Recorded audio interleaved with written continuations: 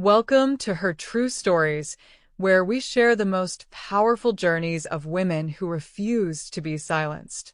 If this story resonates with you, please subscribe to our channel and hit that notification bell. Your support helps us amplify voices that need to be heard. My name is Layla Mackenzie, and at 74 years old, I thought I'd seen every form of betrayal life could offer. I'd buried a husband, survived cancer, and raised 3 children through their darkest moments.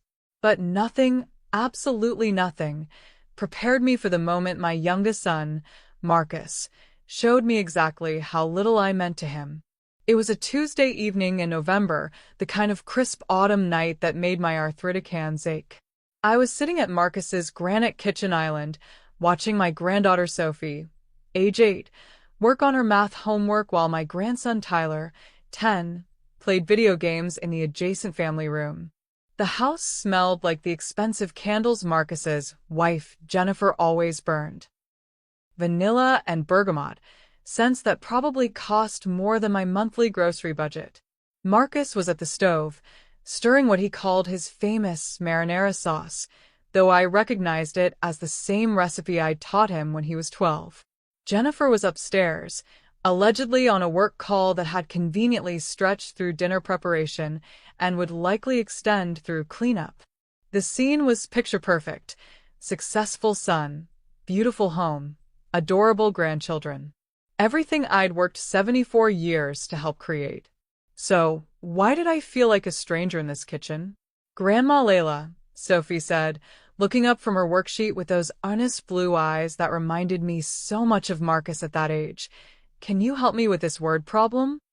"Of course, sweetheart." I slid my reading glasses down my nose and examined the page. A train leaves Chicago at 3 p.m. traveling at 65 miles per hour. As I helped Sophie work through the problem, my mind wandered to the stack of unopened mail I'd seen on the counter earlier. Bills, mostly, but also what looked like bank statements. My bank statements. The ones that used to come to my apartment before Marcus had insisted I move in with them for my own safety 6 months ago. I'd been grateful at the time. After Harold's death 3 years earlier, the loneliness had become suffocating. When Marcus suggested I sell my condo and move into their spacious guest suite, it seemed like a blessing. "We want you close, Mom," he'd said, his arm around my shoulders. "Families should stick together." But lately, something felt wrong. My Social Security checks were being direct deposited into an account I couldn't access. My pension payments were being managed by Marcus. Even my small savings account from Harold's life insurance had somehow been transferred to what Marcus called a family trust for tax purposes. I'd tried asking about it before, but Marcus always had explanations that made me feel foolish for questioning him. "Mom, you don't need to worry about money anymore. I'm handling everything." Or, "The financial world is complicated now. Let me protect you from all that stress." But tonight, watching him cook with ingredients that probably cost more than my old weekly budget, I felt something shift inside me. A question that had been growing for months finally demanded to be asked. "Marcus," I said, keeping my voice casual as Sophie finished her homework, "I was wondering if I could see the statements for my accounts. I'd just like to know how things are looking." The stirring stopped. The kitchen went quiet except for the sound of Tyler's video game in the next room. Marcus turned slowly, his face wearing an expression I'd never seen before. Not anger exactly, but something colder. "What did you just say?" "I just asked about my financial statements. I'd like to see." "Don't." His voice cut through the air like a blade. "Don't ever question me about money, Mom. I am handling your finances because you can't. I am the man of this family now, and you will not question my decisions." The words hit me like a physical blow. Sophie looked up from her homework, her eyes wide with confusion. Tyler's game sounds seemed to grow louder in the sudden silence. "Marcus, I wasn't questioning your decisions. I just wanted to." "You just wanted to what? Second-guess me? Undermine my authority in my own house." He stepped closer, towering over where I sat. I took you in when no one else would. I'm managing your money because you're too old to understand how things work now. And you will not disrespect me by questioning my judgment. I stared at this man who looked like my son but sounded like a stranger. The boy I'd rocked through nightmares, taught to ride a bike, put through college by working double shifts at the hospital. That boy had vanished, replaced by someone who spoke to me like I was a burden rather than his mother. I understand, I said quietly, my voice steady despite the trembling in my hands. I won't ask again. Good. Marcus turned back to the stove, his posture radiating satisfaction. Dinner will be ready in 10 minutes. I helped Sophie pack up her homework, my movements automatic while my mind reeled. As I watched my granddaughter's innocent face, I realized something that chilled me to the bone. She was learning that this was how men spoke to women. That this was normal. That questioning a man's authority, even about your own money, was disrespectful. That night, lying in the guest bedroom that had once felt like sanctuary but now felt like a cage, I made a decision that would change everything. I wasn't going to let this stand. I wasn't going to model submission for my granddaughter or teach my grandson that financial bullying was acceptable. Marcus thought he was dealing with a helpless old woman who could be intimidated into silence. He was about to discover exactly how wrong he was. The next morning, I woke before dawn with a clarity I hadn't felt in months. The house was silent. Marcus and Jennifer wouldn't be up for another hour, and the children were still sleeping. I made my way to the kitchen and started coffee, my movements careful and deliberate. As the coffee brewed, I thought about the woman I used to be. For 37 years, I'd worked as a registered nurse at Portland General Hospital. I'd managed my own finances, owned my own home, raised 3 children largely on my own after their father decided family life was too restrictive. I'd been competent, independent, respected. When had I become this timid creature who accepted financial imprisonment without protest? The answer came with painful clarity, gradually, with each small surrender disguised as help. First, Marcus had offered to streamline my bill paying by setting up automatic transfers. Then he'd suggested consolidating my accounts for simplicity. Each step had been presented as a kindness, a way to reduce my stress and make my life easier. But now I saw the pattern. Like a frog in slowly boiling water, I'd been cooked so gradually I hadn't noticed until it was almost too late. Almost. I heard footsteps on the stairs and quickly busied myself with breakfast preparation. Jennifer appeared first, dressed in her usual armor of designer workout clothes and perfectly applied makeup, even at 6 a.m. "Morning, Layla," she said with the kind of bright smile that never reached her eyes. "You're up early." "Old habits," I replied, keeping my voice neutral. "Coffee's ready." Jennifer poured herself a cup in a travel mug and gathered her gym bag. "I'll be at Pilates until 9, then I have a client meeting. Can you handle getting the kids ready for school?" "Of course." "Great." "Oh, and Marcus mentioned you had some questions about finances last night." Her tone was casual, but I caught the underlying sharpness. "He's handling everything perfectly, you know. You don't need to worry your head about such things." There it was again, the dismissal, the infantilization. As if asking about my own money was beyond my capabilities. "You're right," I said with a smile that matched hers for insincerity. I don't know what I was thinking. After Jennifer left, I helped Sophie and Tyler get ready for school, listening to their chatter about friends and assignments while my mind worked on a different problem entirely.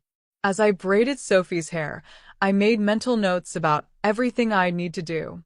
First, I needed to understand exactly what Marcus had done with my finances. Second, I needed to document everything. Third, I needed help from someone who couldn't be intimidated or bought off. Marcus appeared just as the school bus arrived, dressed in his expensive suit and projecting the confidence of a man who believed his authority was unquestionable. Kids have everything they need? He asked, not looking at me directly. Yes. Lunch money, permission slips, homework. He nodded curtly. I'll be late tonight. Client dinner. He grabbed his briefcase and headed for the door, then paused. Mom, I hope you understand that what happened last night was for your own good. I know it's hard to accept help, but that's what family does. The gaslighting was so smooth, so practiced, that I almost admired its effectiveness. He was reframing his financial control and verbal abuse as loving care, making me the ungrateful recipient rather than the victim. I understand perfectly, I said, meeting his eyes with a calm I didn't feel. You're protecting me. Exactly. His smile was patronizing. I knew you'd come around. After everyone left, I stood in the kitchen surrounded by the detritus of family life. Coffee cups, cereal bowls, the lingering scent of Jennifer's expensive perfume. The house felt different in the silence, less like a home and more like a beautiful prison. I walked to Marcus's home office, a shrine to his success with its mahogany desk, leather chairs, and wall of awards. The door was always locked when he wasn't home, but I'd watched him enter the code enough times to memorize it. 0824, Sophie's birthday. The irony wasn't lost on me. He was using his daughter's birthday to protect secrets from his mother. The office revealed exactly what I'd expected and feared. Filed neatly in a cabinet were statements for accounts I didn't even know existed. My Social Security payments, my pension, the life insurance money from Harold, all of it flowing into accounts bearing Marcus's name alongside mine. But it was the computer that revealed the true scope of his control. Using a password I found written on a sticky note, another birthday, Tyler's this time, I accessed spreadsheets that tracked every penny of my money with meticulous detail. Car payments for the Mercedes in the driveway. Private school tuition for the children. The mortgage on this house. Vacation expenses. Jennifer's shopping habits. My money was funding a lifestyle I could never afford, while I was given an allowance that barely covered my basic needs. But the real kicker was the life insurance policy he'd taken out on me 6 months ago. $200,000, with Marcus as the sole beneficiary. The premium payments were coming from my own accounts. I stared at that document for a long time, feeling something cold settle in my chest. This wasn't just financial abuse. This was planning. Marcus wasn't just stealing from me. He was betting on my death. I photographed everything with my old flip phone, the one Marcus hadn't replaced yet because he assumed I was too technologically incompetent to use it effectively.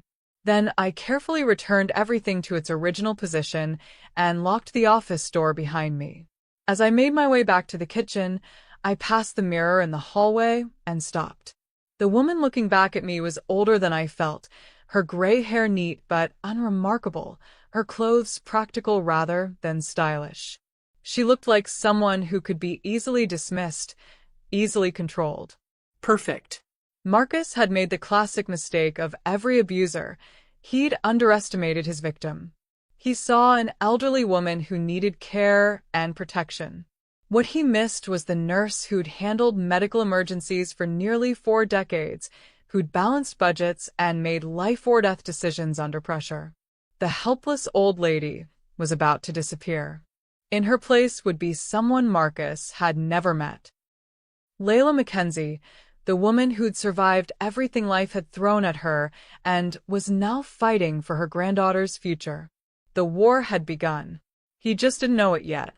3 days after my discovery in Marcus's office, I walked into the downtown branch of First National Bank carrying my original Social Security card, Harold's death certificate, and 47 years of institutional patience. The young teller, barely older than Tyler, looked at my request with the kind of polite confusion reserved for elderly customers who clearly didn't understand modern banking. Ma'am, I show that all your accounts have authorized user access for Marcus Mackenzie.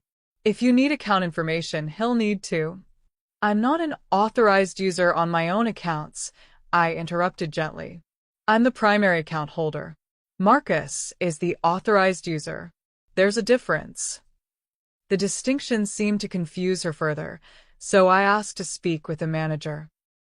10 minutes later, I was sitting across from David Chen, a man in his 40s with kind eyes and the patient demeanor of someone who dealt with complex family financial situations before. Mrs. Mackenzie, I can see why you're concerned. Your son has broad access to your accounts, including the ability to make transfers and withdrawals. When was this arrangement established? I explained the timeline, how Marcus had gradually taken control, always with reasonable explanations, always presented as temporary help during my transition to widowhood. Mr. Chen nodded thoughtfully. It's not uncommon for adult children to help aging parents with finances. But you're absolutely entitled to monitor your own accounts and make changes if you're uncomfortable with the current arrangement. What would I need to do to regain full control? That depends on how the authorizations were set up. If they were temporary or revocable, you can remove them today. If they involve power of attorney documents or joint ownership changes, it's more complex. He pulled up my account details on his computer, frowning slightly. I see several significant changes made to your accounts over the past 6 months. Some of these would have required your signature. I'd like copies of all documents I've signed, please. Of course. Give me a few minutes to pull everything from your file. What he brought back made my blood run cold. Mixed in with legitimate paperwork were documents I'd never seen before, power of attorney forms, account modification requests, beneficiary changes, all bearing what appeared to be my signature. Mr. Chen, I said carefully, I need you to look at these signatures very closely. Do they all look the same to you? He examined them with growing concern. Mrs. Mackenzie, are you suggesting that some of these documents weren't signed by you? I'm not suggesting anything. I'm telling you directly. I have never seen half of these documents before today. The implications hung heavy in the air between us. Document forgery was a serious crime, especially when it involved elderly financial abuse. What would you like me to do? Mr. Chen asked quietly. I want to remove Marcus's access to all my accounts, effective immediately. I want new account numbers. And I want copies of everything from my attorney. You have an attorney? I will by tomorrow. Mr. Chen spent the next hour walking me through the process of reclaiming my financial independence. New accounts, new passwords, new security questions. A safe deposit box that only I could access. Emergency contacts that didn't include Marcus. As I walked out of the bank 2 hours later, I felt something I hadn't experienced in months. Control. My money was mine again. Marcus would discover this when his next automatic transfer failed, probably in a few days. I was counting on his reaction to be explosive. Angry people make mistakes, and I needed Marcus to make some very big ones. My next stop was the law office of Patricia Williams, a woman I'd found through the State Bar Association's Elder Law Directory. Ms. Williams specialized in exactly the kind of case I was building, family financial abuse with elements of fraud and exploitation. Her office was modest but professional, decorated with certificates and awards that spoke to both competence and compassion. Ms. Williams herself was younger than I'd expected, maybe 50, with sharp eyes and the kind of direct manner I appreciated. Mrs. Mackenzie, tell me about your situation. I laid out everything methodically, the gradual financial takeover, the forged documents, the life insurance policy, Marcus's threats when I'd asked questions. Ms. Williams took notes and asked pointed questions, her expression growing more serious as I continued. How much money are we talking about? My Social Security and pension combined are about $3,400 per month. The life insurance from my husband was $150,000, most of which Marcus has moved into accounts I can't access. There's also about $75,000 in savings that was originally mine. So roughly $225,000 plus ongoing monthly income. In legal terms, that constitutes substantial financial abuse. She leaned forward. Mrs. Mackenzie, what outcome are you hoping for? The question caught me off guard. What did I want? 6 months ago, I would have said I just wanted my family back, wanted to resolve this quietly and preserve relationships. But that was before Marcus had shown me who he really was. Before I'd realized what he was teaching my grandchildren about power and respect. Before I'd seen my own death reduced to a line item in his financial planning. I want him prosecuted, I said, the words coming out stronger than I'd expected. I want every penny back with interest. And I want a legal record of what he did so he can never do this to anyone else. Ms. Williams smiled for the first time since I'd entered her office. Then let's build a case that ensures all of that happens. We spent another hour going over evidence, planning strategy, and discussing the likely timeline for both civil and criminal proceedings. When I left her office, I had clear instructions. Document everything, don't confront Marcus directly, and wait for his reaction to losing access to my accounts. That evening, I cooked dinner as usual, helped the children with homework, and made polite conversation with Jennifer about her day. Marcus came home late, as promised, claiming his client dinner had run long. He seemed relaxed, confident, completely unaware that the foundation of his financial house of cards was already crumbling. He kissed Jennifer hello, ruffled Tyler's hair, and asked me how my day had been. Quiet, I said with perfect honesty. Just a few errands. Good. I'm glad you're keeping busy. If only he knew exactly how busy I'd been. Tomorrow, when the bank transfers failed and the account access was denied, he'd start to understand. But by then, it would be far too late to stop what I'd set in motion. I watched him scroll through his phone over dinner, probably checking account balances and planning his next moves with my money. He had no idea that every transaction was now being monitored, every attempted access documented, every move he made building the case against him. The predator had become the prey. He just hadn't realized it yet. It took exactly 36 hours for Marcus to discover what I'd done. I was in the kitchen Thursday morning, packing lunches for the children, when his roar of fury echoed through the house. What the hell did you do? I continued spreading peanut butter on bread, my hands steady despite the adrenaline coursing through my veins. The children looked up from their breakfast, alarmed by their father's tone. Daddy. Sophie's voice was small, uncertain. It's okay, sweetheart, I said calmly. Daddy's just frustrated about work. Finish your cereal. Marcus appeared in the doorway, his face red with rage, still wearing his pajamas. In his hand was his phone, presumably showing him the failed transfer notifications and account access denials. You closed the accounts. His voice was dangerously quiet now, the kind of controlled fury that scared me more than his shouting. I reorganized my financial arrangements, I replied, not looking up from the sandwiches. Just like you've been doing for the past 6 months. Those accounts were set up for your protection. Were they? Or were they set up so you could pay for your Mercedes with my Social Security money? The children had gone completely silent, sensing the electricity in the air. Jennifer appeared on the stairs, drawn by the tension. What's going on? She asked, though her carefully neutral tone suggested she knew exactly what was happening. Your mother-in-law has lost her mind, Marcus said, his voice rising again. She's undone months of careful financial planning because she doesn't understand. I understand perfectly. I turned to face him, still holding the butter knife. I understand that you forged my signature on power of attorney documents. I understand that you took out a life insurance policy on me without my knowledge. I understand that you've been using my money to fund a lifestyle you can't afford.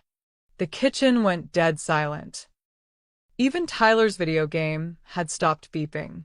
Marcus's face went through several color changes before settling on a shade of white that suggested he was beginning to grasp the scope of what I knew. You don't know what you're talking about, he said, but his voice lacked conviction. Don't I?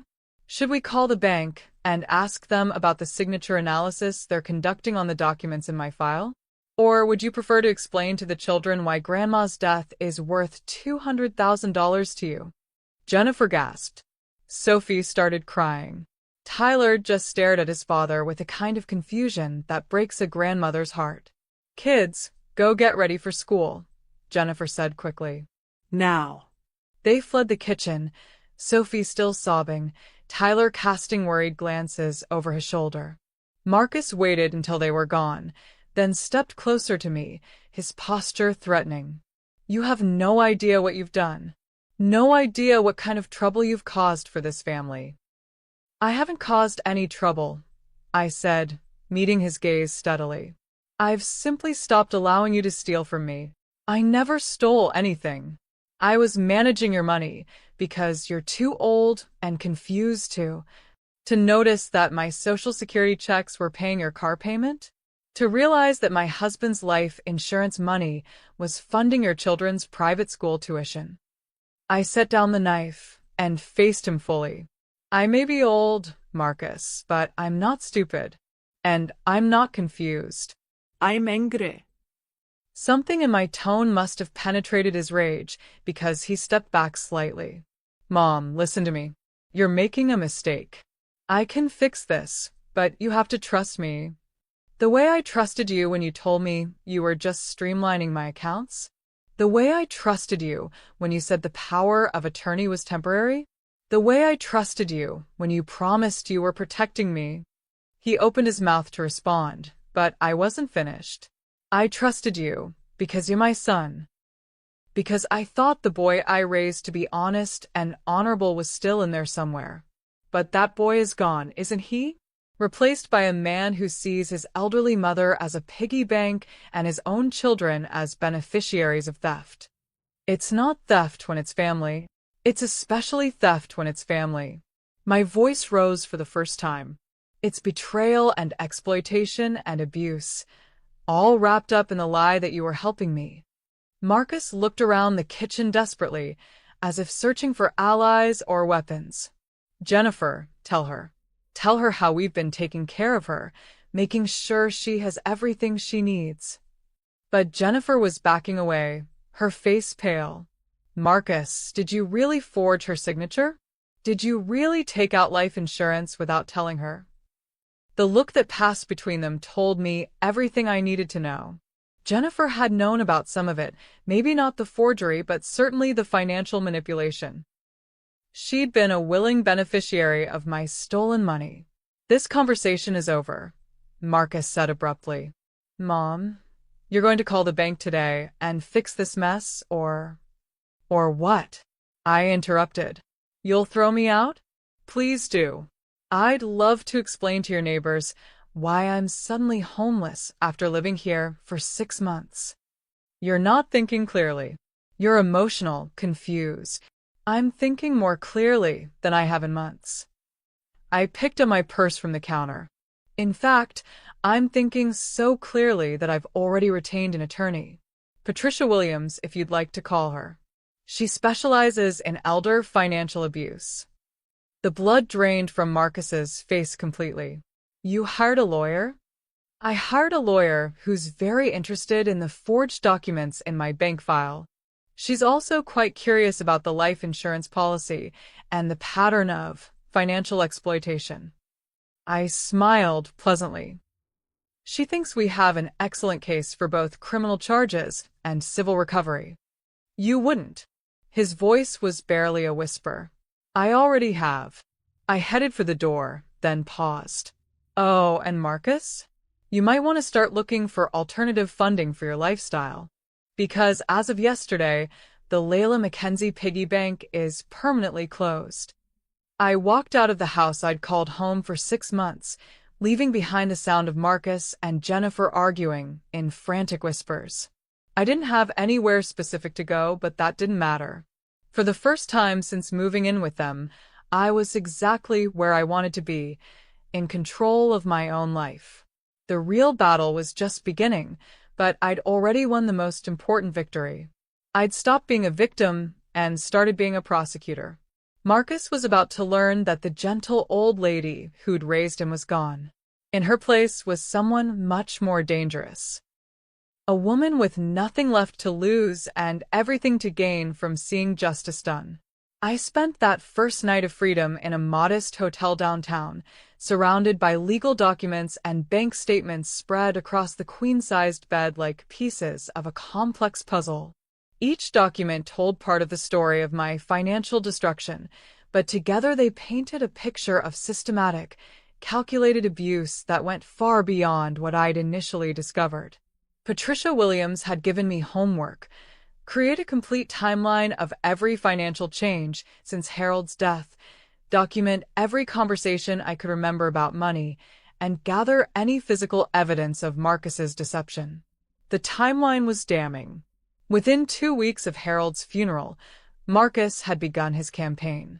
First, offering to help with the insurance paperwork, then suggesting we simplify my banking to reduce stress during my grieving period.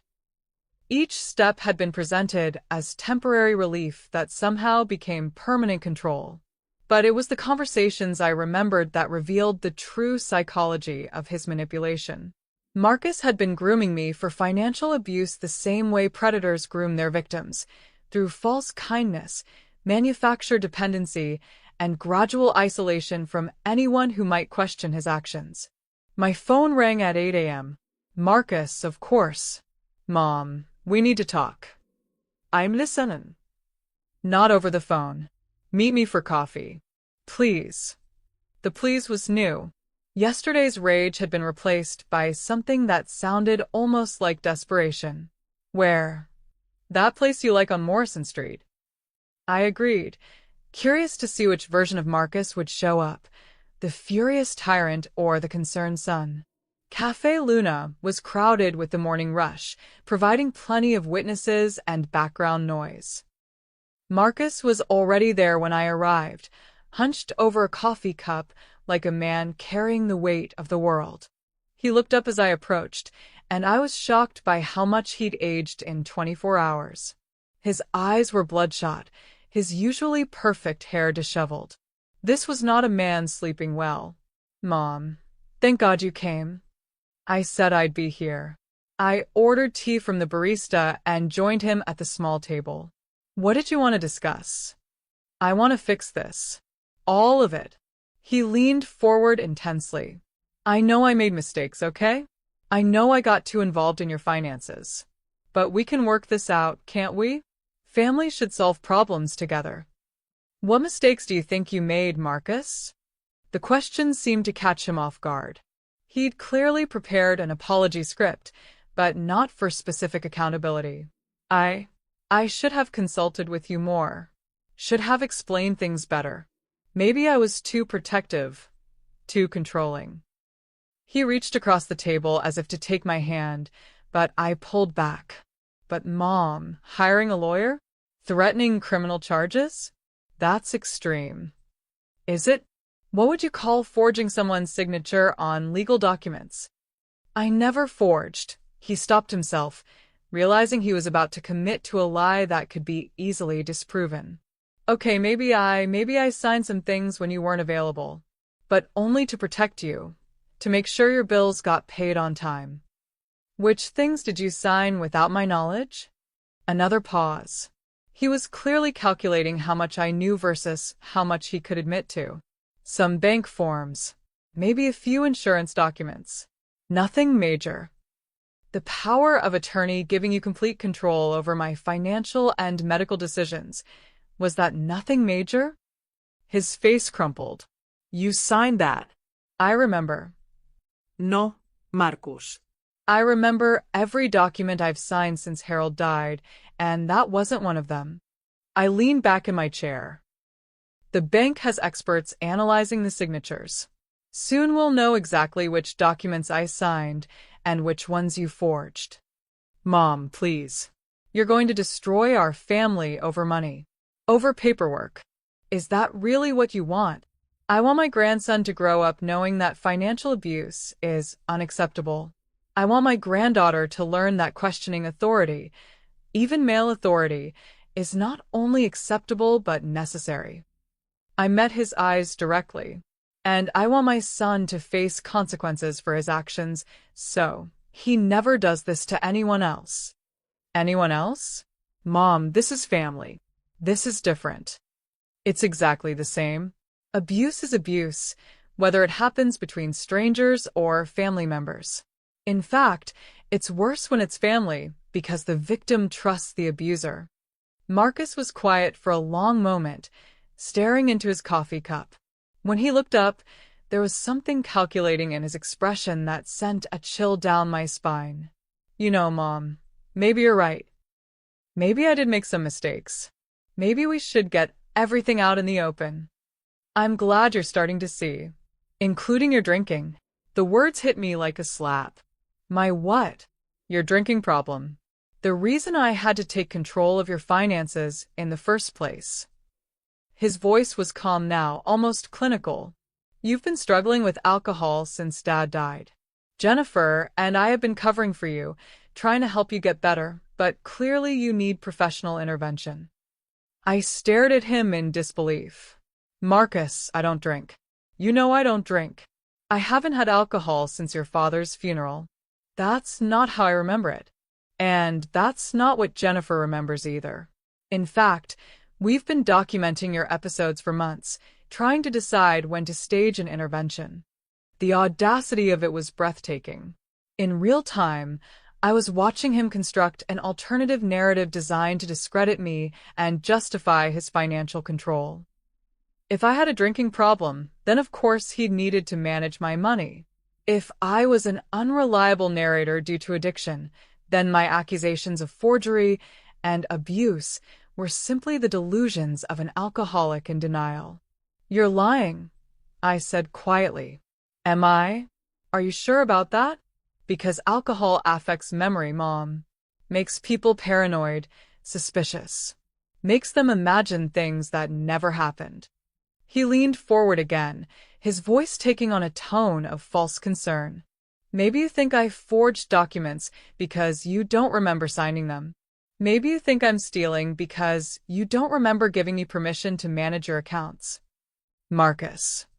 Maybe the best thing for everyone would be for you to check into a treatment facility. Get the help you need. Let professionals evaluate your mental state. His smile was cold. I'm sure once you're sober and thinking clearly, you'll remember things differently. I sat back, genuinely impressed by the speed and sophistication of his counterattack. In less than 5 minutes, he'd constructed a complete alternative reality that painted him as the caring son and me as the delusional addict. It was gaslighting on a professional level. That's your strategy? I asked. Claim I'm an alcoholic to explain away your financial crimes? I'm not claiming anything. I'm just suggesting that maybe your memory isn't as reliable as you think. Maybe you should consider that before you destroy our family with false accusations. I stood up slowly, gathering my purse and coat. Marcus, I want you to listen to me very carefully. I have never had a drinking problem. I remember every conversation we've had about money. And I know the difference between documents I've signed and documents that bear forged signatures. Mom, I also know that threatening to have me committed for imaginary alcoholism is another form of abuse. It's called psychological manipulation, and it's going to look very bad in court. His confident expression faltered slightly. But most importantly, I continued, I know that you just gave me something my attorney is going to love. A recorded conversation where you attempt to discredit the victim of financial abuse by manufacturing a mental health crisis. I tapped my purse, where my old flip phone had been recording our entire conversation. What the hell are you doing? What I should have done months ago. Protecting myself from my own son. I walked away from the table, leaving Marcus sitting alone with his coffee and his rapidly collapsing schemes. As I reached the door, I heard him calling after me, his voice rising above the cafe chatter. You're making a mistake, Mom. You'll regret this. Perhaps. But I doubted I'd regret it as much as Marcus was going to regret underestimating the woman who'd raised him. Patricia Williams' office at 6 a.m. Friday morning looked like a war room. Legal briefs covered every surface. 3 laptops were running simultaneously, and 2 associates were working phones to file emergency motions before the courthouse opened. "Jennifer's recordings are game-changing," Patricia said, handing me a cup of coffee. "Marcus essentially confesses to financial fraud, elder abuse, and conspiracy. But the conservatorship petition complicates things." "How so?" "If he can get an emergency hearing before our criminal evidence is reviewed, he might convince a judge that you're having a mental health crisis. Once you're declared incompetent, anything you've said or done can be dismissed as the product of diminished capacity." "But I've been evaluated. I have medical records," which he'll argue are outdated or irrelevant. His petition claims recent dramatic personality changes, paranoid delusions about family theft, and dangerous financial decisions. She handed me a copy of his filing. "He's also claiming you threatened suicide if you weren't allowed to control your own money." The lies were so elaborate, so detailed, that I almost admired their creativity. Marcus had constructed an alternative reality where every reasonable action I'd taken was evidence of mental illness. What's our response? Multi-pronged attack. First, we're filing an emergency motion to block the conservatorship pending a full competency evaluation by court-appointed professionals. Second, we're submitting Jennifer's recordings as evidence of bad faith in Marcus's petition.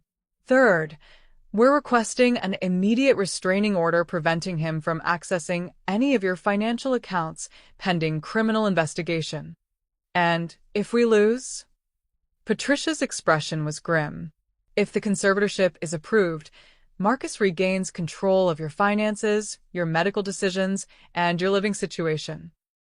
He could have you institutionalized while he systematically destroys evidence of his crimes. Then we can't lose. We won't, but it's going to be close. The hearing was scheduled for 2 p.m. in Judge Harrison's courtroom. I spent the morning being reevaluated by Dr. Rebecca Chin, a court-appointed psychiatrist who specialized in elderly competency issues. Dr. Chin was thorough, professional, and refreshingly direct. She tested my memory, my reasoning ability, my understanding of financial concepts, and my awareness of current events. After 2 hours, she sat back with a slight smile. "Mrs. Mackenzie, there's absolutely nothing wrong with your mental capacity. Your memory is excellent, your reasoning is sound, and your financial decisions, including hiring an attorney to recover stolen funds, show excellent judgment. Then why is my son claiming I'm incompetent? In my professional opinion?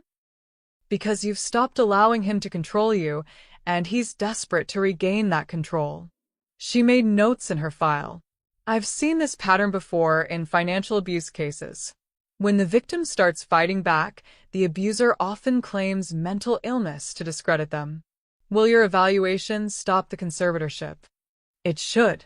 But judges sometimes err on the side of caution when family members express concern about elderly relatives.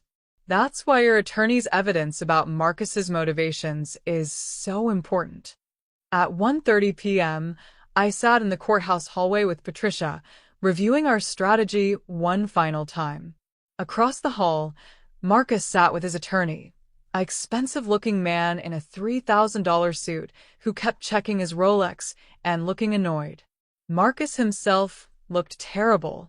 His usual perfect grooming was replaced by stubble and wrinkled clothes. His eyes were bloodshot, and his hands shook slightly as he reviewed documents. He was a man on the edge, and everyone could see it. "Remember," Patricia whispered, "let me do the talking unless the judge asks you direct questions. If you do speak, be calm, clear, and factual. Don't let emotion show, even if Marcus's attorney tries to provoke you." Judge Harrison was a woman in her 60s with silver hair and sharp eyes that suggested she'd seen every form of family dysfunction imaginable. She reviewed both petitions quickly, then looked up with evident skepticism. "Mr. Mackenzie, You're requesting emergency conservatorship for your mother based on claims of mental incompetence and dangerous behavior. Ms. Williams, you're opposing this petition and presenting evidence of financial elder abuse. These are serious and contradictory allegations. Marcus's attorney stood first. Your Honor, we have documented evidence of Mrs. Mackenzie's declining mental state, including paranoid accusations against family members, reckless financial decisions, and threats of self-harm. We're seeking conservatorship to protect her from her own deteriorating judgment. What evidence do you have of mental decline? Family testimony about personality changes, documentation of erratic behavior, and financial decisions that no competent person would make, such as hiring an attorney to sue her own family over imaginary theft. Judge Harrison's eyebrows rose. Imaginary theft. Yes, Your Honor. Mrs. Mackenzie has fabricated elaborate conspiracy theories about her son stealing her money, when in fact he's been managing her finances at her request to protect her from her own poor judgment. I see. Ms. Williams, your response? Patricia stood with confident authority. Your Honor, we have extensive evidence that Mr. Mackenzie has systematically defrauded his mother over a period of 6 months, including forged legal documents, unauthorized account transfers, and a life insurance policy taken without her knowledge. This conservatorship petition is a desperate attempt to regain control after his victims started fighting back. That's a serious accusation. What evidence supports this claim? Bank records showing unauthorized transfers, signature analysis revealing forged documents, and recorded conversations where Mr. Mackenzie admits to his crimes. Judge Harrison looked intrigued. Recorded conversations? Patricia played 3 minutes of Jennifer's most damning recordings. The courtroom listened in stunned silence as Marcus's voice filled the air. Of course I signed some things for her. She's too confused to understand what needs to be done. The life insurance? That's just good planning. She'll never know about it unless something happens. I'm not stealing from her. I'm managing family resources. There's a difference. When the recordings ended, Marcus was white as paper. His attorney was frantically whispering in his ear, clearly trying to figure out how to respond to evidence he'd never seen before. Judge Harrison stared at Marcus for a long moment. Mr. Mackenzie, would you like to explain these recordings? Marcus's attorney stood quickly. Your Honor, these recordings are taken out of context. I asked Mr. Mackenzie to explain them. Marcus rose slowly, his voice barely audible. Those conversations, they don't mean what they sound like. I was trying to protect my mother by forging her signature on legal documents. She gave me permission. Mr. Mackenzie, I'm going to stop you there before you commit perjury in my courtroom. Judge Harrison's voice was ice cold. Dr. Chun, what did your evaluation reveal about Mrs. Mackenzie's mental competency? Dr. Chun stood from the gallery. Your Honor, Mrs. Mackenzie shows no signs of mental decline, dementia, or incompetency. She's fully capable of managing her own affairs and making informed decisions about her life and finances. And her accusations about financial abuse? Based on my evaluation and review of the evidence, her accusations appear to be accurate and based on documented facts rather than paranoid delusions. Judge Harrison nodded slowly, then fixed Marcus with a stare that could have frozen fire. Mr. Mackenzie, this conservatorship petition is not only denied, it's dismissed with prejudice. Furthermore, I'm referring this matter to the district attorney for criminal investigation of potential elder abuse, fraud, and perjury. Marcus collapsed into his chair as if he'd been shot. Mrs. Mackenzie, the judge continued, turning to me, I'm issuing a restraining order preventing your son from accessing any of your financial accounts or attempting to exercise any authority over your affairs. I'm also ordering the immediate return of all funds taken without your explicit written consent. Your Honor, Marcus's attorney said desperately. My client. Your client just attempted to use the court system to cover up what appears to be systematic financial abuse of his elderly mother. If I were you, counselor, I'd be advising him to retain a criminal defense attorney.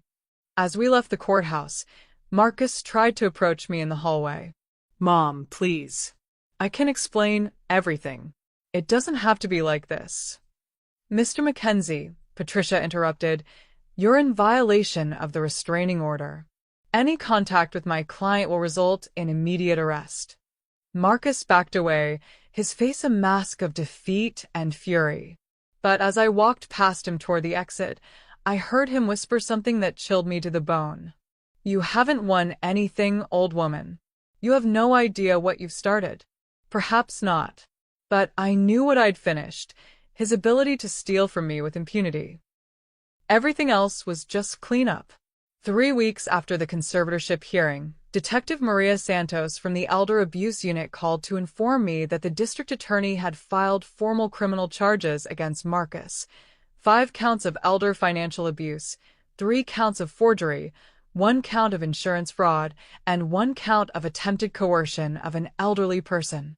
Mrs. Mackenzie, this is one of the most well-documented cases of family financial abuse I've seen in 15 years, Detective Santos explained during our meeting at the DA's office.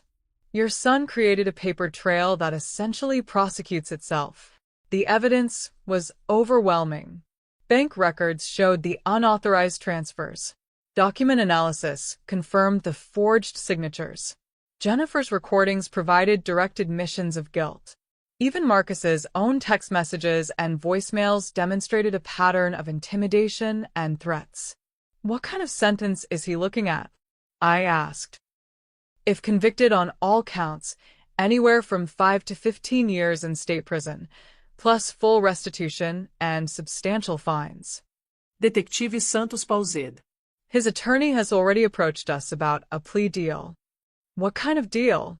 Guilty plea to reduced charges, 2 years in minimum security prison, 5 years probation, and full restitution of stolen funds.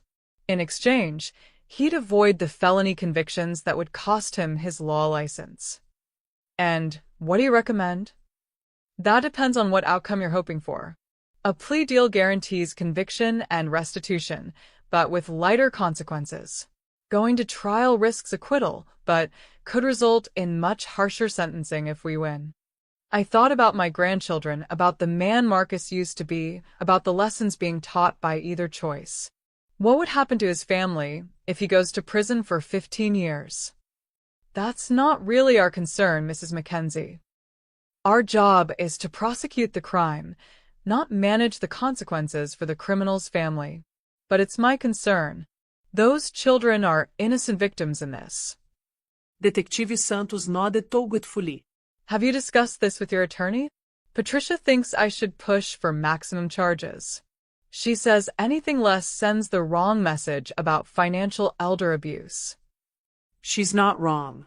These crimes are severely underreported and underprosecuted.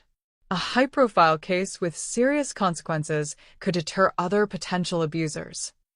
That evening, I sat in my new apartment, a modest but comfortable place I'd rented with my recovered funds, thinking about justice versus mercy. Through the window, I could see families in the courtyard below, children playing while parents watched from benches. Sophie and Tyler were living with Jennifer now, who had filed for divorce and received temporary custody. I'd been allowed supervised visits twice a week, carefully monitored to ensure I didn't poison the children against their father. The irony wasn't lost on me, the victim of abuse being supervised to protect the abuser's reputation.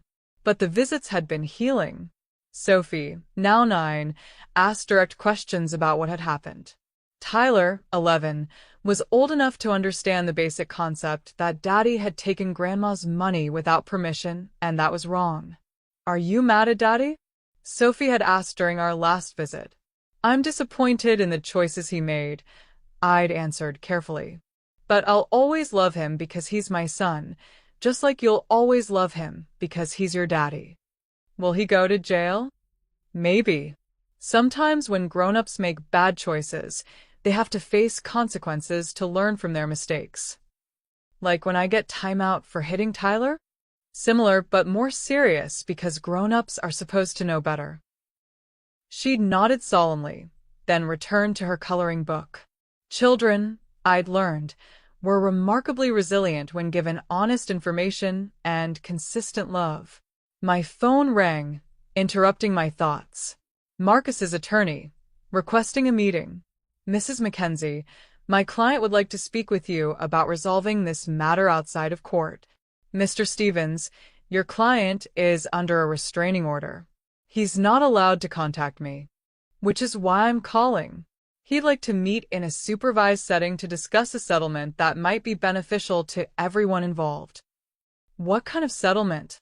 Full restitution of all funds, a formal written apology, voluntary surrender of his law license, and agreement to supervised visitation with his children only. In exchange, you'd agree to support the plea deal for reduced charges. And if I refuse? Then we go to trial. This becomes a media circus, and everyone loses, you, Marcus, and most importantly, the children. The threat was subtle but clear. Cooperate or watch your family's private pain become public entertainment. I'll discuss it with my attorney and get back to you. Patricia's response was immediate and emphatic. Absolutely not. This is exactly the kind of manipulation that allowed him to abuse you in the first place. He's using the children's welfare to pressure you into letting him off easy. But if going to trial hurts Sophie and Tyler are already hurt. The question is whether they learn that actions have consequences or that family wealth and connections can buy your way out of serious crimes. So, you think I should refuse the settlement? I think you should make the decision based on what kind of world you want your grandchildren to grow up in. One where financial abuse of elderly family members results in a slap on the wrist, or one where such crimes are taken seriously. That night, I called Jennifer to discuss the settlement offer. What do you think is best for the children? I asked. Honestly, I think they need to see their father face real consequences for what he did. Tyler is old enough to understand that stealing is wrong, and Sophie needs to learn that women don't have to accept being treated badly by men. She paused. But I also know that a trial will be brutal. Marcus's attorney will try to make you look like a vindictive old woman destroying a family out of spite. Can you handle that? Can the children handle it? We'll handle whatever we have to. I'm tired of protecting Marcus from the consequences of his own actions. Then we go to trial. Good. And Layla? Thank you. For fighting back, for refusing to be silenced, for showing my children what standing up for yourself looks like. After hanging up, I made one more call to Detective Santos. We're refusing the plea deal, I said. I want this to go to trial. Are you sure? Trials are unpredictable, and defense attorneys can be ruthless in their character attacks on victims. I'm sure. My grandchildren need to learn that some things are worth fighting for, even when the fight is difficult. Then we'll see you in court, Mrs. Mackenzie. And I promise you, we're going to get justice. As I prepared for bed, I thought about the woman I'd been 9 months ago, grateful for family inclusion, willing to surrender independence for the illusion of security. That woman would have taken the settlement, apologized for causing trouble, and retreated back into grateful silence. But that woman was gone, transformed by betrayal into someone Marcus had never expected to face, a prosecutor in the case against him, armed with evidence and unshakable resolve. The boy I'd raised was about to face the woman he'd created through his own cruelty. And she wasn't backing down. The courtroom was packed when People versus Marcus Mackenzie began on a cold Monday morning in February. Local media had picked up the story. Elderly woman fights back against son's financial abuse, and the gallery was filled with advocates, curious observers, and other elderly victims who saw my case as a beacon of hope. I sat in the front row behind the prosecution table, wearing my best navy suit and the pearl necklace Harold had given me for our 40th anniversary. Patricia sat beside me, while across the aisle, Marcus hunched between his two defense attorneys like a man preparing for execution. He'd lost weight during the months leading up to trial. His expensive suits hung loose on his frame, and his usually perfect hair showed gray roots he'd stopped bothering to touch up. He looked like what he was, a man watching his entire life collapse because of his own choices. District Attorney James Morrison delivered the opening statement with the precision of a surgeon. Ladies and gentlemen of the jury, this case is about trust betrayed in the most fundamental way possible. The defendant, Marcus Mackenzie, systematically stole over $200,000 from his elderly mother through forgery, fraud, and manipulation. He convinced her to move into his home, then used that trust to gain access to her finances. When she discovered his crimes and tried to protect herself, he attempted to have her declared mentally incompetent to cover up his theft. Morrison walked the jury through the evidence methodically: the forged documents, the unauthorized transfers, the life insurance policy, the recordings where Marcus admitted his crimes. By the time he finished, the basic facts were undeniable. Marcus's lead attorney, David Chen, tried a different approach in his opening statement. This case isn't about theft. It's about family. Marcus Mackenzie made mistakes, yes, but they were mistakes born of love and concern for an aging mother who was struggling to manage her affairs after her husband's death. The prosecution wants you to see malice where there was only misguided care. It was a sophisticated strategy. Acknowledge the facts but reframe the motivation. Marcus wasn't a criminal. He was a devoted son whose only crime was caring too much. The prosecution's first witness was Jennifer, who testified under immunity about her knowledge of Marcus's financial manipulation. He told me that his mother had given him power of attorney to handle her finances because she was becoming forgetful. Jennifer testified, her voice steady despite the emotional weight of her words. I believed him because I wanted to believe him. It wasn't until I heard the recordings of our conversations that I realized I'd been helping him cover up theft.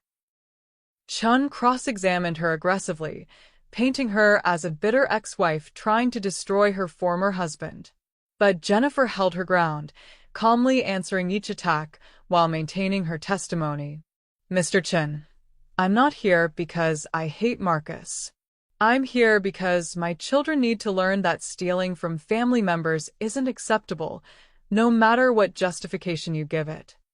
The bank witnesses were devastating. Managers testified about the forged documents, the suspicious transfers, and Marcus's attempts to explain away discrepancies when questioned.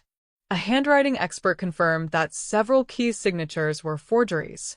In my professional opinion, Mr. Mackenzie employed classic techniques of financial abuse: isolation, gaslighting, and manufacturer dependency.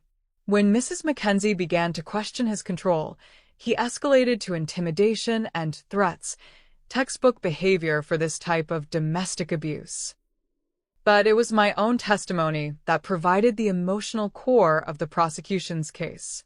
DA Morrison led me through my story chronologically: Harold's death, my loneliness, Marcus's offer of help, the gradual takeover of my finances, and finally the night he'd screamed at me for asking about my own money. Mrs. Mackenzie, when your son told you, "Don't ever question me, I am a man," how did that make you feel? Terrified, I answered honestly. Not just of him, but of what I'd become. I realized I'd allowed my own son to turn me into a victim in my own life. What did you decide to do about that? I decided to stop being a victim and start being a prosecutor. Chen's cross-examination was brutal, but predictable. He painted me as a vindictive mother who couldn't accept her son's success, a lonely widow who misinterpreted family help as financial abuse, an elderly woman whose memory couldn't be trusted. Mrs. Mackenzie, isn't it true that you agreed to let Marcus manage your finances because you felt overwhelmed after your husband's death? I agreed to temporary help with some paperwork. I never agreed to surrender complete control of my money. But you did sign documents giving him power of attorney, didn't you? I signed documents I was told were temporary arrangements. I never signed documents giving him permanent control over my finances. Are you sure about that? Couldn't your grief have affected your memory of what you signed? Mr. Chen, I may be 74 years old, but I'm not senile. I remember every document I willingly signed, and I remember every document I discovered with my forged signature. So you're saying your son, a licensed attorney, risked his career and freedom to steal money from his mother? I'm saying my son forgot that I raised him to tell the truth, and when he chose lies and theft instead, he had to face the consequences. The moment that broke the defense case came during Marcus's own testimony. Chun had prepared him well. He was contrite, apologetic, claiming his only motivation was protecting his aging mother from financial predators and her own poor judgment. But D.A. Morrison's cross-examination revealed the man I'd seen in my kitchen that terrible morning. Mr. Mackenzie, you testified that you only wanted to protect your mother. Is that why you took out a $200,000 life insurance policy on her without her knowledge? That was financial planning. Estate planning. Whose estate were you planning for, Mr. Mackenzie? Yours or your mother's? The family's financial security. Did you inform your mother that you'd taken out this policy? No, but did you think she might object to you betting $200,000 on her death? Marcus's attorney objected, but the damage was done. The jury had seen behind the mask of filial concern to the cold calculation underneath. Mr. Mackenzie, when your mother asked about her financial statements, you told her never to question you because you were the man of the family. Do you remember saying that? I was frustrated. I'd been managing everything, trying to help. Were you helping her or helping yourself to her money? I never stole anything. You never forged her signature on legal documents? I had her permission. Which documents specifically gave you permission to forge her signature on other documents? Marcus looked trapped, his eyes darting between his attorney and the jury. She understood that I was handling things. Mr. Mackenzie, yes or no? Did you forge your mother's signature on financial documents? The silence stretched for nearly 30 seconds before Marcus whispered, yes. The courtroom erupted. Marcus's attorney was on his feet objecting, but it was too late. The defendant had just confessed to the core charges against him. During closing arguments, D.A. Morrison was devastating in his summary. Ladies and gentlemen, you've heard the defendant admit to forging his mother's signature on legal documents. You've seen evidence of unauthorized transfers totaling over $200,000. You've heard recordings where he discusses his crimes with casual indifference. The only question remaining is whether you believe family relationship should excuse criminal behavior. Mrs. Layla Mackenzie trusted her son because that's what mothers do. Marcus Mackenzie exploited that trust because that's what criminals do. Don't let him hide behind family loyalty to escape the consequences of his crimes. Chen's closing was emotional but hollow. He spoke about family loyalty, honest mistakes, and the tragedy of a mother prosecuting her own son. But with Marcus's confession echoing in the air, his words felt desperate rather than persuasive. The jury deliberated for 6 hours. When they returned, the foreman stood with obvious satisfaction. On the charge of elder financial abuse in the first degree, we find the defendant guilty. On the charge of forgery in the first degree, we find the defendant guilty. On the charge of insurance fraud, we find the defendant guilty. On the charge of attempted coercion of an elderly person, we find the defendant guilty. Guilty on all counts. Marcus collapsed into his chair as if the words were physical blows. Behind him, I heard Jennifer crying. Not for him, but from relief that it was finally over.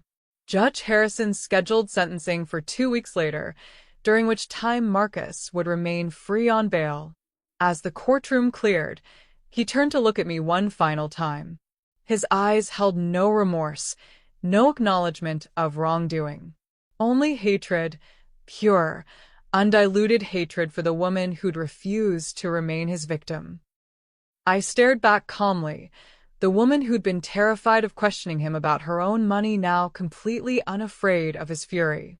He'd created me through his cruelty, and now he would face what he'd created. The boy I'd raised was gone. The criminal who'd replaced him was about to pay the price.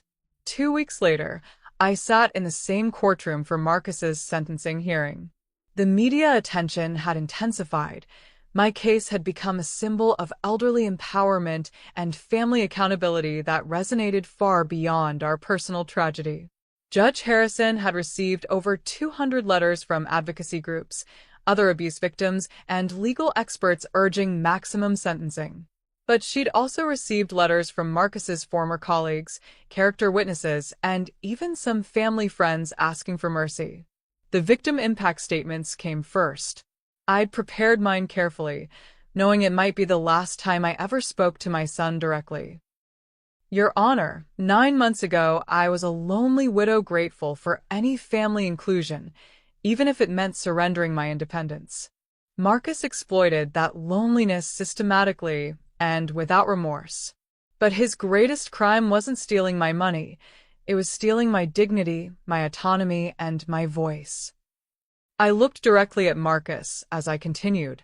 He taught my grandchildren that questioning male authority was disrespectful, that financial abuse was acceptable if you called it family management, and that elderly women existed primarily to fund younger people's lifestyles. I'm not here asking for revenge, Your Honor. I'm asking for accountability.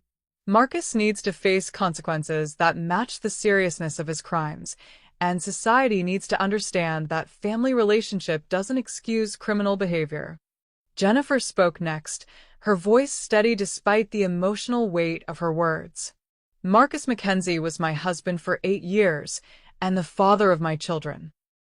I thought I knew him, but the man who would steal from his own mother, forge legal documents, and threaten to have her declared incompetent is a stranger to me.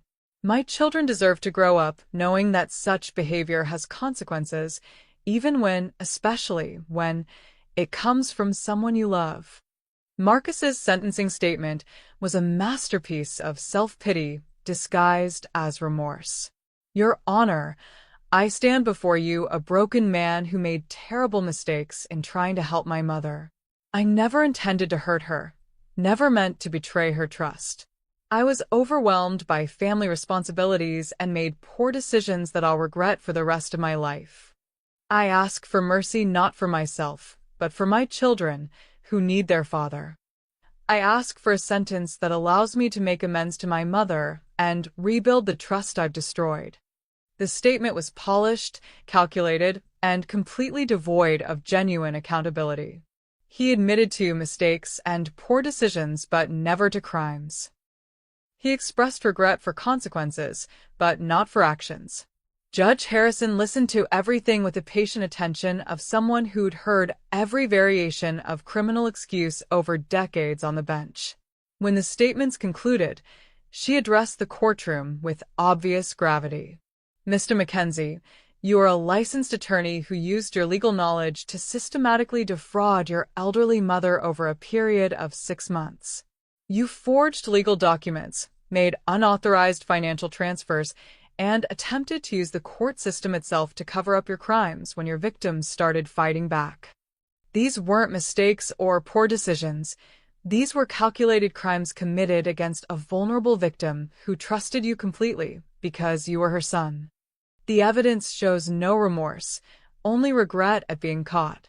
Your victim impact statement focused entirely on the consequences to your family, not the harm you caused your victim. Even now, you seem to view yourself as the primary victim of your own criminal choices. Marcus's face was white, his hands trembling as he gripped the defense table. Financial elder abuse is a growing epidemic in our society, often perpetrated by family members who believe relationship excuses criminal behavior. This court must send a clear message that such crimes will be prosecuted to the full extent of the law, regardless of family dynamics. On the charge of elder financial abuse in the first degree, I sentence you to 6 years in state prison. On the charge of forgery in the first degree, I sentence you to 4 years in state prison, to run consecutively. On the charge of insurance fraud, I sentence you to 2 years in state prison, to run consecutively. On the charge of attempted coercion of an elderly person, I sentence you to 1 year in state prison, to run consecutively. Total sentence: 13 years in state prison, with possibility of parole after serving 8 years. You are also ordered to pay full restitution of $247,000 including interest and court costs, and to surrender your law license permanently. The courtroom erupted. Marcus's attorneys immediately announced their intention to appeal, but Judge Harrison wasn't finished. Mr. Mackenzie, you are also banned from any contact with the victim, Mrs. Layla Mackenzie, for the duration of your sentence and 5 years thereafter. Any violation of this order will result in additional criminal charges. Finally, I am referring this case to the State Bar for immediate disbarment proceedings and to the Attorney General for investigation of other potential victims who may have suffered similar abuse. As the bailiffs led Marcus away in handcuffs, he turned one last time to look at me. The hatred in his eyes was naked, undisguised, frightening in its intensity. But for the first time since this nightmare began, I felt nothing in response. No fear, no sadness, no regret. The woman who'd been terrified to ask about her own bank statements was gone forever. In her place sat someone Marcus had created through his own cruelty, a prosecutor who'd seen justice done and could finally rest. After the hearing, Patricia and I stood on the courthouse steps as reporters asked questions about the case's implications for elder abuse law and family accountability. Mrs. Mackenzie, do you have any regrets about prosecuting your own son? I regret that it was necessary, I answered carefully. But I don't regret doing what was right for my grandchildren's moral education and society's protection.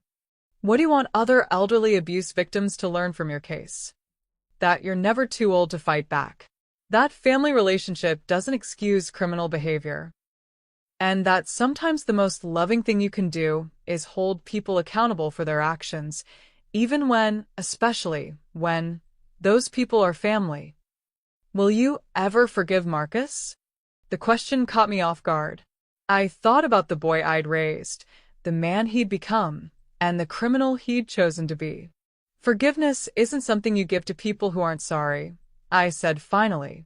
Marcus isn't sorry for what he did, he's sorry he got caught. Until he accepts responsibility for his crimes instead of making excuses for them, forgiveness isn't possible. What's next for you? I'm going to spend time with my grandchildren, help other elderly abuse victims through advocacy work, and live the independent life Marcus tried to steal from me. I smiled for the first time in months. I'm 74 years old, and I'm just getting started. As we walked away from the courthouse, Patricia squeezed my arm. How do you feel? Free, I said without hesitation. For the first time in a year, completely free.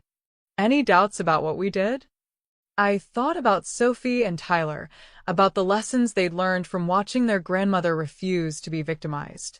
I thought about the other elderly people who might be spared similar abuse because Marcus's case had made headlines. I thought about the woman I'd been versus the woman I'd become. None whatsoever. The war was over. Justice had been served, and the woman who'd been afraid to question her own son about her own money had transformed into someone who would never again be anyone's victim. Marcus had tried to steal my money, my dignity, and my voice. Instead, he'd given me something more valuable, the knowledge that I was strong enough to fight for myself, no matter the cost. The revenge was complete, not through cruelty or vindictiveness, but through truth, accountability, and the simple refusal to remain silent in the face of injustice. 6 months after Marcus's sentencing, I stood in my new kitchen making breakfast for Sophie and Tyler, who were spending their first overnight weekend with me since the trial. The apartment I'd chosen was smaller than Marcus's house, but infinitely more mine. Every piece of furniture chosen by me, every decoration reflecting my taste rather than someone else's control. The children had adjusted better than anyone expected. Sophie, now 10, had asked direct questions about what Daddy did wrong and why he had to go to jail. I'd answered honestly but age-appropriately, emphasizing that people have to face consequences for hurting others, even when those people are family. Tyler, 12 now, and growing into the kind of young man who asked thoughtful questions, had been more complex in his processing. "Grandma Layla," he'd said during one of our weekly phone calls, "I understand that Dad stole your money, and that was wrong. But why couldn't you just forgive him and keep it in the family?" Tyler, some things are too important for private forgiveness. When someone commits crimes, society needs to know that such behavior has consequences. If I'd forgiven your father quietly, he might have done the same thing to someone else's grandmother. "So, you sent him to jail to protect other people?" "I sent him to jail because that's what the law says should happen to people who commit financial crimes. The protection of others is just one benefit of following the law." He'd thought about that for a while before nodding. "I think I understand. It's like when I have to apologize to the whole class for disrupting everyone, not just to the teacher." Exactly. Some actions affect more than just the immediate people involved. Jennifer had remarried 8 months after her divorce was finalized. A kind social worker named David, who treated the children with genuine affection and showed no interest in their family drama. The kids seemed happy, stable, and increasingly comfortable with the new normal of their lives. My phone rang as I finished setting the breakfast table. Detective Santos, calling with an update I'd been expecting. "Mrs. Mackenzie, I wanted to let you know that 3 more families have come forward with similar complaints against Marcus's former law practice. It appears your case opened the floodgates." "What kind of complaints?" "Elderly clients who trusted him with estate planning and discovered unauthorized changes to their documents.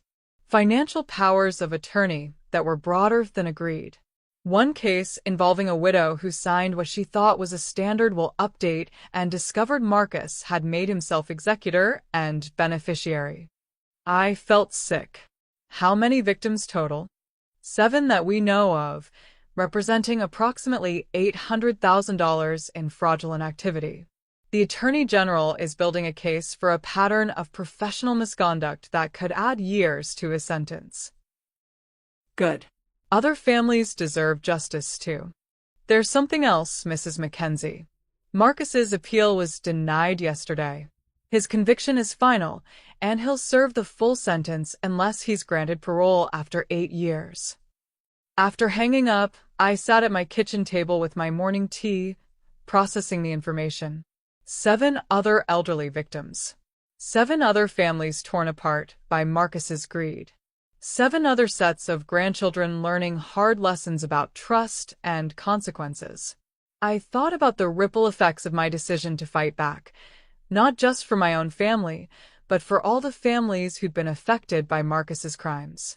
The woman who'd been afraid to ask about her bank statements had helped expose a criminal enterprise that might have continued for years.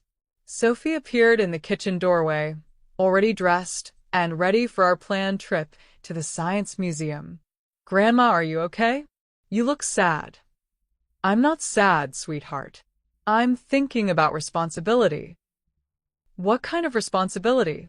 I pulled her onto my lap, marveling at how much she'd grown in the past year, not just physically, but emotionally and morally. Sometimes when we do the right thing, it helps more people than we realized it would.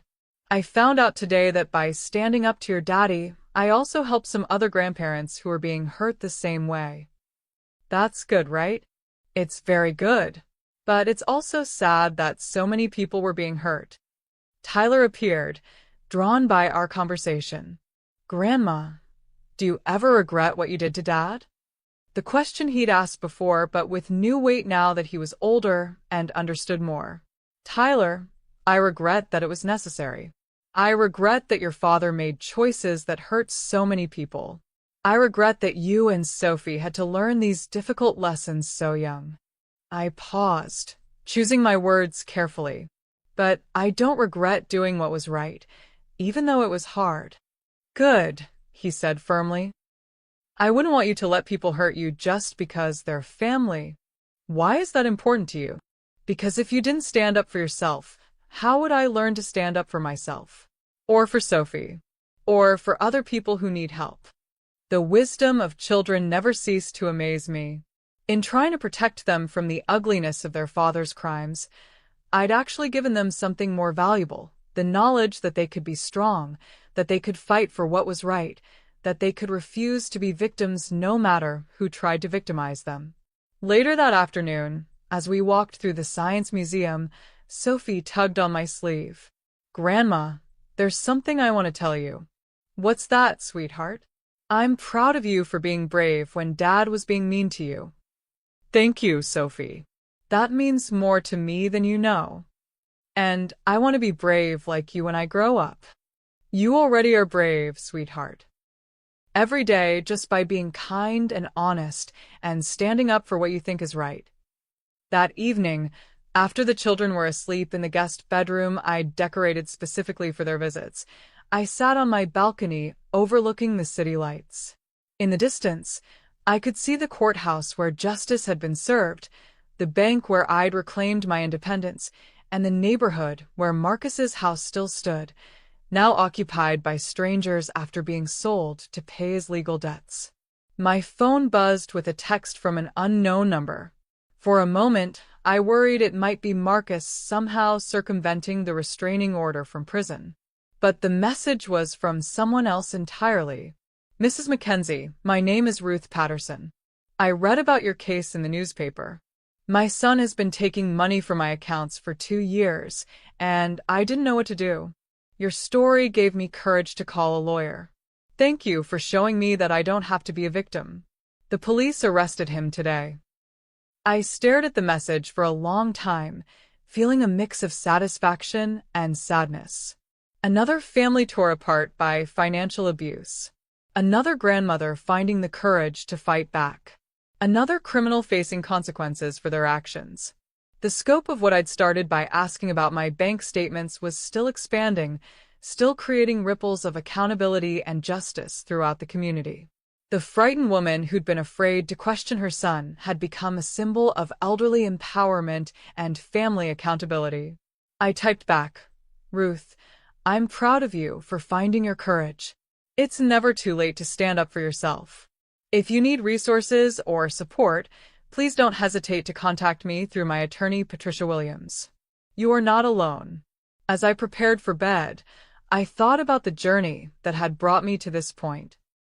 18 months ago, I'd been a lonely widow grateful for any family inclusion, willing to surrender my independence for the illusion of security. I'd been someone who apologized for asking questions, who accepted financial control as loving care, who believed that family loyalty meant silent endurance of abuse. That woman was gone, transformed by betrayal into someone Marcus had never expected to face, a prosecutor armed with evidence and unshakable resolve. The boy I'd raised had tried to steal my money, my dignity, and my voice. Instead, he'd given me something more valuable, the knowledge that I was strong enough to fight for myself and others, no matter the personal cost.